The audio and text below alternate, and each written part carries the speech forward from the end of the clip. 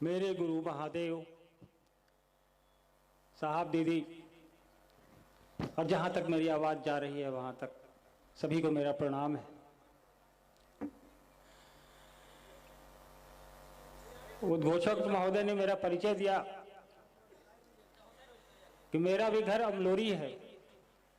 धन्यवाद देता हूँ ये बताने के लिए। वैसे मेरा घर अमलोरी है क्योंकि मेरे पिता का घर अमलोरी है। सिवान एक ऐसा जिला इतिहास को समेटे हुए बुद्ध से लेकर कई एक हस्तियां जो इस जिले से आती। बुद्ध ने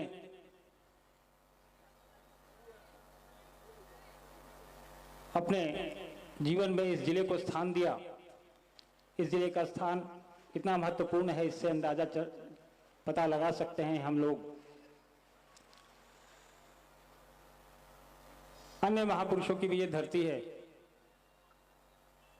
विशेषकर हम और आप जिस इंसान की वजह से, जिस व्यक्ति की वजह से आज यहाँ पे इतनी बड़ी संख्या में जमा हुए हैं, इकट्ठा हुए हैं, उस व्यक्ति की जन्मस्थली यह सिवान की धरती है। और ये हमारा आपका सौभाग्य है कि साहब की जन्मस्थली पर हम और आपका जितनी बड़ी संख्या में साहब के बताए रास्ते पर, साहब के दिए विचार पर चलने के लिए, उस पर विचार करने के लिए, उस पर बात करने के लिए इकट्ठा हुए।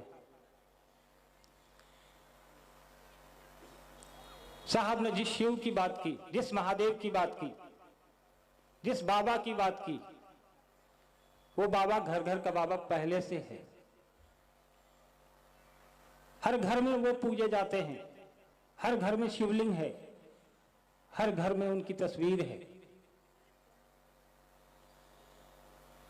तो वो शिव जो हजारों साल से, पुरातन से हमारे आपके जीवन का एक हिस्सा, हर घर का वो भगवान, हर घर का वो महादेव, देवों का देव, देवताओं का भी देवता उनको कहा जाता है। और आज से नहीं, हजारों साल से पुस्तकें पढ़ें आप, वेद पढ़ें आप, कोई भी पुस्तक उठाकर पढ़ लें तो शिव की व्याप्ति, महादेव की व्याप्ति इस पूरी सृष्टि में मिलेगी हमको, आपको। विभिन्न काल में, चाहे कोई भी काल हो, शिव किसी न किसी स्वरूप में पूरी सृष्टि में उपलब्ध रहे हैं हमारे आपके लिए। आप वे ऋग्वेद पढ़ें, यजुर्वेद, अथर्ववेद, कोई भी वेद उठा लें, हर काल में शिव की अलग अलग स्वरूपों में पूजा होती आई है। तो शिव तो हमारे रग रग में है, हमारी संस्कृति में है, पुरातन से है। शिव कई स्वरूप में हमसे आपसे हैं। कई जगह उनको मृत्युंजय कहा जाता है, वैद्यनाथ कहा जाता है, महाकाल कहा जाता है। हर नाम का अलग काम है, हर स्वरूप का अलग काम है, और हर स्वरूप में हम लोगों ने उनको स्वीकार किया है, हर काल में किया है। लेकिन इतने सारे स्वरूपों को हम लोगों ने स्वीकार किया, लेकिन महादेव का एक और स्वरूप है, वो है जगत गुरु का, महागुरु। साहब ने कहा कि इतने सारे स्वरूपों में एक ये स्वरूप भी है जिससे हम और आप अछूते हैं, अलग हैं, छूट गया है हमसे आपसे वो स्वरूप। इसमें हमारी आपकी या जनमानस की कोई गलती नहीं, हमें बताया ही नहीं गया, हमें सूचना ही नहीं दी किसी ने कि शिव गुरु का भी काम करते हैं। जबकि इनके जगत गुरु होने की बात सभी कहते आए हैं। किताबों ने भी कहा है, ऋषियों ने कहा है, मनीषियों ने कहा है, संतों ने कहा है कि वो तो जगत गुरु है। अगर शिव जगत गुरु हैं तो जनमानस उनके इस स्वरूप से वंचित इतने वर्षों तक, हजारों साल तक क्यों रहा? किताबों में लिखा रहा, किताबों में ही सिमटा रहा। कुछ चंद उनके जो शिष्य हुए, उनके प्रशिष्य हुए, उन तक सीमित रहा।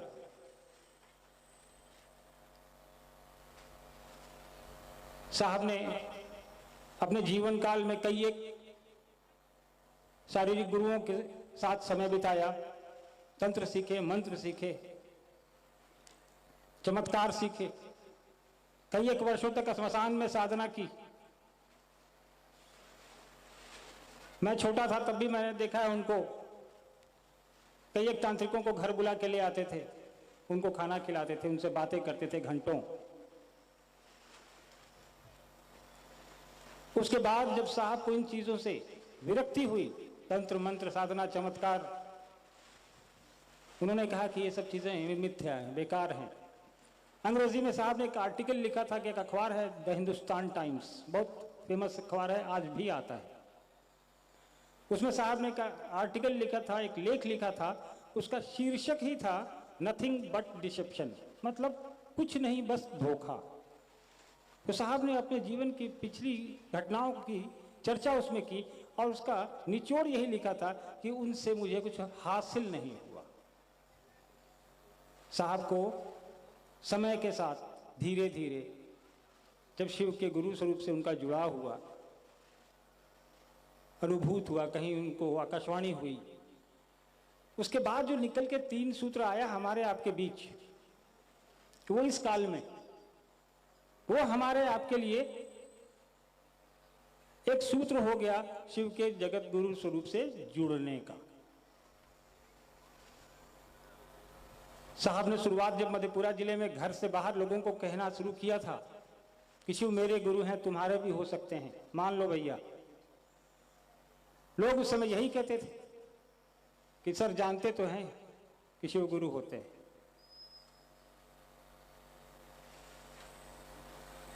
एक एक इंसान को समझाने में साहब को कई एक दिन लग जाते थे कि काम के गुरु हैं भैया, पुट टू टेस्ट एंड जज बाय रिजल्ट, लगा के देखो, कोशिश करके देखो, फल आए तो बताना। आज देखिए साहब ने जो शुरुआत की, दीदी ने जो शुरुआत की, दीदी ने कदम कदम पर उनका साथ दिया, वो पूरी यात्रा हम लोगों ने देखी है, आज भी देख रहे हैं। साहब ने शुरुआत की और आज करोड़ों लोग इस देश में, देश से बाहर, अपने उस भगवान को, अपने उस महादेव को गुरु स्वरूप में गुरु मानकर भी उनसे जुड़ रहे हैं।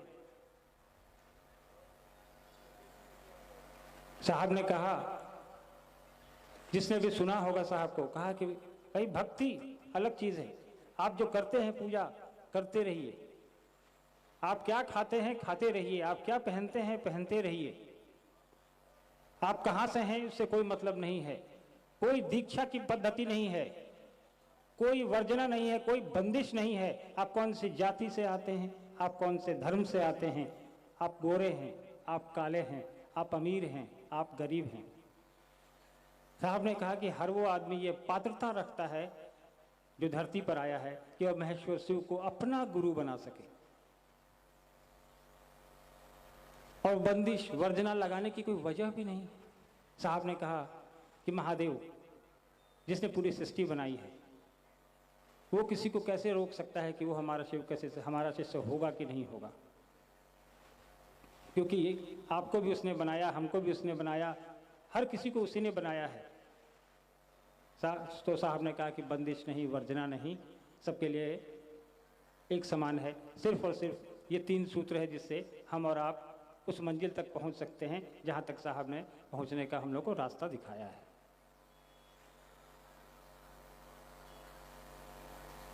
वैसे हमने बचपन में कई दफे ये देखा है कि साहब चिंतित रहते थे कि देखो शिव के शिष्य शिव को गुरु मान तो रहे हैं, चल तो रहे हैं, लेकिन कुछ दूर चलने के बाद कई लोग सो जाते हैं, फिर खुद ही कहते कि अच्छा एक समय आएगा जब बच्चा बच्चा शिव को गुरु बनाएगा। तो ये एक प्रक्रिया है जो कभी नहीं खत्म होने वाली है, सतत चलने वाली है। और चल भी रही है, क्योंकि ये सृष्टि तो अनवरत चलेगी। हर आने वाला बच्चा, हर जाने वाला शख्स, ये प्रकृति का नियम है। आज हम हैं, कल आप हैं, परसों कोई और होगा। तो साहब ने जो 3 सूत्र दिए हैं वो हर उस आदमी के लिए दिए हैं जो जा भी रहा है और आ भी रहा है और वो रह भी रहा है। हमको आपको इसी रास्ते पर आगे चलना है, इसी राह पर आगे बढ़ना है। शिव की शिष्टता में साहब ने सबसे अचूक बात यह भी कही कि अंधविश्वास की जगह नहीं है इसमें। जिसने भी साहब को देखा होगा या सुना होगा, साहब ने कभी अंधविश्वास के प्रति लोगों को जोड़ा नहीं है, जागरूक किया है, कहा कि इससे दूर रहो। साहब ने कभी नहीं कहा कि तुम मेरे पास आओ, हम तुमको पानी फूंक के देते हैं, ये ठीक हो जाएगा। साहब ने कभी नहीं कहा कि तुम मेरे पास आओ, मैं तुमको ये देता हूं, इससे तुम ठीक हो जाओगे।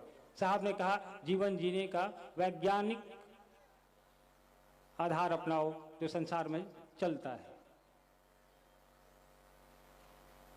विज्ञान से सृष्टि चल रही है, डॉक्टर्स हैं, बीमार हैं तो डॉक्टर ही देखेगा। महादेव के पास अपना कष्ट प्रेषित करें हम और आप, इलाज तो हमको आपको कराना ही पड़ेगा। तो अंधविश्वास की जगह साहब ने नहीं रखी पूरी शिव शिष्टता में। आज के दौर में जब साहब ने आपको, हमको और करोड़ों लोग को शिव के गुरु स्वरूप से जोड़ दिया और आगे चलने का भार आपके और हमारे कंधों पर दे दिया कि अब इस सृष्टि को शिव गुरु से जोड़ने की जिम्मेवारी हमारी और आपकी है। तो हमको और आपको चाहिए कि साहब और दीदी ने जो बताया है, जो सिखाया है, उसी आधार पर, उसी राह पर चलकर लोगों को महादेव से जोड़ने का प्रयास करें। हमको आपको इससे बचना चाहिए कि हम और आप अपने आप से लोगों को जोड़ने की जुगत में लगे रहें। साहब ने भी कभी अपने से नहीं जोड़ा किसी को। साहब ने कहा मैं हूं सजनी मील का पत्थर, अंक पढ़ो चुपचाप पधारो। लेकिन यह ध्यान रखिएगा, यह मील का पत्थर आपको हर जगह मिलेगा। तो साहब तो एक ही हो सकते हैं, दीदी एक ही हो सकती हैं। साहब और दीदी की जगह ना हम ले सकते हैं ना आप ले सकते हैं, क्योंकि वो तो कालखंड के प्रथम हैं और प्रथम हमेशा प्रथम ही रहता है। इस बात को ज़हन में रखना पड़ेगा हम लोगों को। साहब ने हमेशा दोहराया है कि अपने से न मत जोड़ो, अपने से मत जोड़ो, महादेव का रास्ता दिखाओ। महादेव का रास्ता पे चलने की जो विधा साहब ने बताई है वो बताएं हम और आप लोगों को। आज के परिप्रेक्ष्य में कई जगह पे ये देखा जाता है कि हम लोग अपनी महत्वाकांक्षा से ग्रसित हैं। गुरु भाई गुरु बहनों को अपने से जोड़ लेते हैं। मुझको कुछ दिन पहले एक फोन आया कि एक गुरु भाई कहते हैं कि साहब दीदी हमारे ऊपर आते हैं। तो फोन करने वाले को हमने बोला कि उनसे पूछो कि साहब दीदी को बैठने के लिए सोफा नहीं मिलता कि तुम्हारे ऊपर बैठेंगे आके। ये सब गलत है, अंधविश्वास है। इन सब चीज़ों से बचने की आवश्यकता है। साहब ने खुद इन चीज़ों का समर्थन कभी नहीं किया, तो साहब की बातों पर चलने वाले हम और आप जैसे लोग इन चीज़ों को कैसे अपने आप से जोड़ सकते हैं।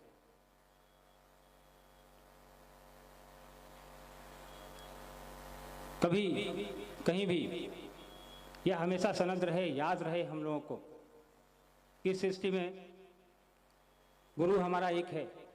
उस राह पे बताने वाले, चलाने वाले भी एक ही हैं, वो है साहब और दीदी, दूसरा कोई हो नहीं सकता। और खास करके सिवान की यह धरती है, इस अलग को जगाने वाले की जन्मस्थली है। यहाँ के लोगों को तो और जागरूक होना चाहिए और सजग होना चाहिए कि यहाँ से जो संदेश जाएगा पूरी सृष्टि में, वो साहब दीदी की मंशा के अनुरूप जाएगा, उनके विचारों के अनुरूप जाएगा। उन्होंने जो चाहा है वैसा जाएगा। कहीं भी कभी भी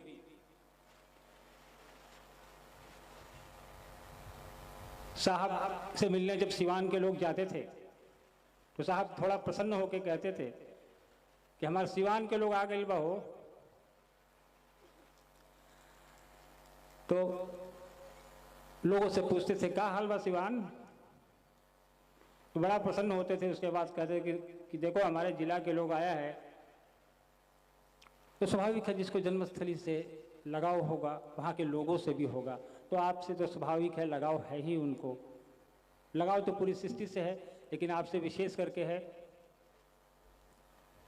साहब हमको कभी कभी कहते थे कि थोड़ी मोड़ी भोजपुरी सीख लो,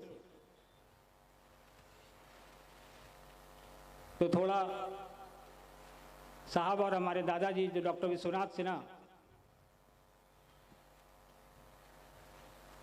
उनके सानिध्य में रह के मैंने थोड़ी भोजपुरी सीखी, लेकिन अभी भी पूरी आती नहीं है। लेकिन भोजपुरी भाषा तो अपनी जगह है।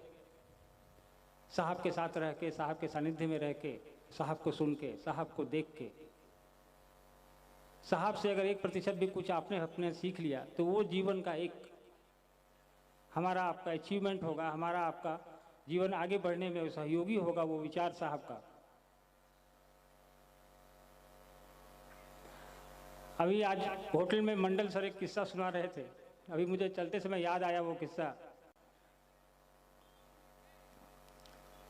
तो कृष्ण भगवान का एक किस्सा था कि कृष्ण के काल में कृष्ण के जैसा ही एक और व्यक्ति अपने आप को कहता था कि मैं भी कृष्ण हूं, और उसने कृष्ण को का एक स्वरूप 4 हाथों का भी है, आपने देखा होगा तस्वीरों में। तो उसने भी अपने 2 हाथों के साथ 2 हाथ और लगवा लिए और सबको कहता था कि मैं ही असली कृष्ण हूं। कृष्ण को बहुत परेशान किया, बाद में उसको कृष्ण ने दंड दिया, समय के साथ वो समाप्त हो गया। लेकिन आज के इस काल में कई बार हम लोगों ने देखा है, कई जगह हम लोगों ने देखा है, कई लोग कहते हैं मैं छोटा हरिंद्रानंद हूं, मैं बड़ा हरिंद्रानंद हूं। कोई कहता है कि मैं उनका भांजा हूं, कोई कहता है उनका भाई हूं, कोई कहता है उनका रिश्तेदार हूं। स्वाभाविक है, सिवान उनका घर है तो पूरा सिवान रिश्तेदार तो होगा ही, गलत कहाँ है। लेकिन रिश्तों से शिव की शिष्टता नहीं चलती भाई साहब। शिव की शिष्टता चलेगी साहब दीदी के अनुरूप चलने से। संबंध तो भाव से चलते हैं, संबंध बोलने से नहीं चलते। तो हम लोग गुजारिश करेंगे आप तमाम लोगों से, साहब दीदी ने जो राह दिखाई है उस पर चलने का प्रयास करें, कोशिश करें, थोड़ा ही थोड़ा। 3 सूत्र का प्रयास ही हमको वहां तक ले जाएगा। साहब ने 3 सूत्र के बारे में क्या कहा, एक दफे कहा कि गुरु महादेव हैं हमारे आपके, हम और आप उनको क्या दे सकते हैं।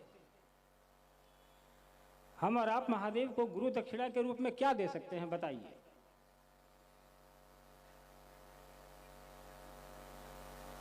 सारा कुछ तो उनका ही है। साहब ने कहा कि हमने जो ये 3 सूत्र बताया है यही असली गुरु दक्षिणा भी है, इसलिए इसको करिए। अपने गुरु के प्रति इससे बड़ी दक्षिणा, इससे बड़ा उपहार और कुछ नहीं हो सकता। और जब इससे 3 सूत्र से आप अपने आप को जोड़ेंगे, दूसरे को जोड़ने का प्रयास करेंगे, तो देखेंगे आप ईमानदारी से अगर प्रयास हम और आप करते हैं तो चीज़ें फलीभूत होती हैं, प्रयास रंग लाता है और आया भी है। नहीं आया होता तो आज इस प्रांगण में आप हजारों लाखों की संख्या में नहीं आए होते। आपने अपना समय निकाला है, आपने अपने पैसे लगाए हैं, अपना घर छोड़ा है, बच्चों को छोड़ा है, नौकरी से छुट्टी ली है, दूर दूर से लोग आए हैं। क्यों आए हैं आखिर? साहब के महादेव ने, उस जगत गुरु ने कुछ न कुछ तो खेला किया है, तभी तो इतनी बड़ी संख्या में गुरु भाई गुरु बहन यहां मौजूद हैं।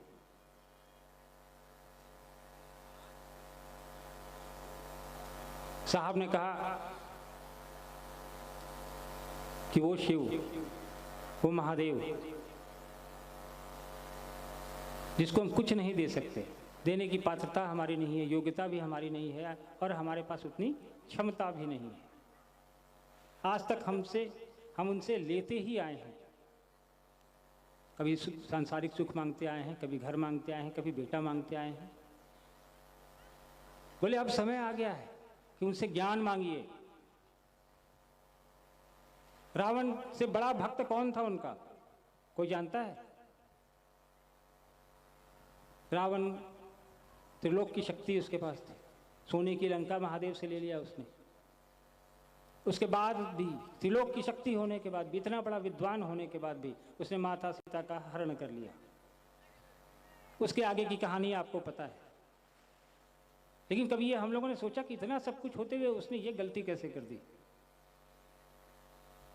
उसने ये गलती इसलिए कर दी कि उसके जीवन में सही गुरु उसको नहीं मिले, सब कुछ होने के बाद भी। और पूरी कहानी आप सबको पता है कि रावण का अंत कैसे हुआ। तो साहब ने कहा कि उस महादेव को गुरु बना लो जो शिवलिंगों में पूजा जाता है। गांव में आप मिट्टी रख के शिवलिंग बना लें, कहीं पहाड़ों में छोटा पत्थर रख के शिवलिंग बना लें। वही शिवलिंग पत्थर का एक रिक्शा वाला, एक मजदूर भी पूजता है, उसी पत्थर के शिवलिंग को एक अरबपति भी पूजता है। इसलिए उसके यहाँ कोई भेदभाव नहीं है। वो जगत गुरु है, उनसे जुड़ने का प्रयास करना है। और जुड़ने के लिए साहब ने विधा दे दी है हम लोग को। अपना दिमाग नहीं लगाना है। 3 सूत्र से न 2 सूत्र होना है, न 3 से 4 होना है। रहना 3 ही सूत्र है। देने वाले एक ही हैं। हम लोग उसको जन जन तक पहुंचाने का काम कर रहे हैं और आगे भी करते रहेंगे। आज इस प्रांगण में औराई के, मैं एक दिन पहले भी आया था यहाँ। एक दिन पहले से गुरु भाई गुरु बहन यहाँ पर डटे हुए हैं। कई हमारे गुरु भाई गुरु बहन यहाँ एक आध सप्ताह से डटे हुए हैं। मैं धन्यवाद तो नहीं दूंगा किसी का, क्योंकि ये काम आपका है। हाँ, लेकिन इस गांव का आभार जरूर प्रकट करूंगा जिन्होंने आपको हमको सहयोग किया, यहाँ आपको हमको जगह दी यहाँ अपने गुरु की बात कहने को। उनका दिल से आभार है, धन्यवाद है। ज़्यादा समय आप लोगों का नहीं लूँगा। अभी बरखा जी यहाँ हैं आपके बीच, आपसे बात करेंगी। जाते जाते एक अनुरोध करूँगा। साहब हमेशा कहते थे कि बाढ़ तेजी से आती है लेकिन उतरती धीरे धीरे है। इसका आयोजन के बाद, कार्यक्रम के बाद आप लोग धीरे धीरे सकुशल अपने घर पहुंचेंगे, इस उम्मीद को के साथ, क्योंकि काफ़ी बड़ी संख्या में मौजूद हैं आप लोग यहाँ।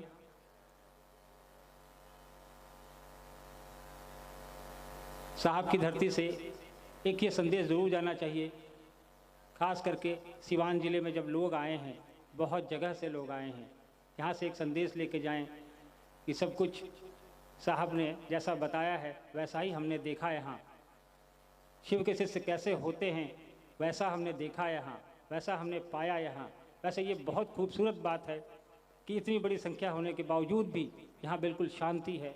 बहुत ही खूबसूरत नज़ारा है। बहुत ही श्रोता के रूप में आप बहुत ही सुंदर उदाहरण प्रस्तुत कर रहे हैं। आप धन्यवाद के पात्र हैं। जाते जाते एक चीज़ मुझे बताइए, आप लोगों में से कितने लोगों ने साहब को सशरीर सामने से देखा है? जरा हाथ उठाएंगे। काफी लोगों ने देखा है। ये सौभाग्य है हमारा आपका।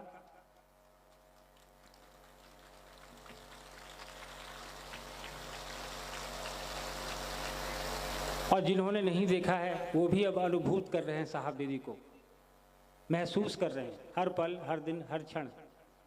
और साहब दीदी के माध्यम से अपने गुरु को तक पहुंचने का प्रयास कर रहे हैं, इस उम्मीद के साथ कि अगली बार जब भी मुलाकात होगी सिवान में और बेहतरीन और बड़े जगह पर होगी और सिवान का एक एक बच्चा शिव को अपना गुरु बनाएगा। इस उम्मीद के साथ आप सभी के चरणों में मैं प्रणाम निवेदित करता हूं। आप सभी को मेरा प्रणाम है। धन्यवाद।